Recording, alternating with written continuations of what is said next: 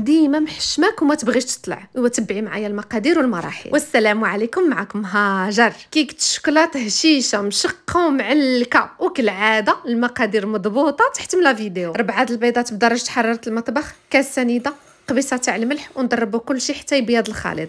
نضيفوا كاس ونص نتاع الزيت وكاس ونص نتاع الحليب، كاس ياغورت شوكولا من وزن 80 غرام، والعبار بالغرام تحت من لا فيديو. بالنسبه للدقيق الابيض احتاجيت من 3 الكيسان ونص حتى ل 4 الكيسان، على حسب حجم البيض اللي درتو وعلى حسب الدقيق ديالكم. وحنا نغربلو الدقيق نضيفوا 3 الاكياس نتاع الكاكاو من وزن 8 غرام، وزوج اكياس من الخميره الكيميائيه من وزن 11 غرام، ولا 3 من وزن 7 غرام. خلطت الخليط غير بالضراب اليدوي حتى تماسك معايا الخليط مزيان، وضفت واحد المعلقه نتاع الخل. وفي هذا الاثناء عاد غادي نشعل الفران ديالي، لان الكيكه سر النجاح ديالها ما يكونش الفران سخون. ونشعلوا الفران من التحت فقط بدون فرفاره وعلى درجه حراره 160، ونحطوا الكيكه في الوسط. وباش تجينا ديك الشقه في وسط من الكيكه طويله ولا كيكه دائريه، خاصنا نديروا شي حاجه في الوسط، كانت زبده، كانت شوكولا، كانت كونفيتور، اي حاجه، ولا حتى بالموس ديروا واحد الخط هكا في وسط من الكيكه باش تعاونها انها تجي مشقه وتجي عاليه من الوسط. وزينوها باش ما بغيتو، وبالصحه والراحه.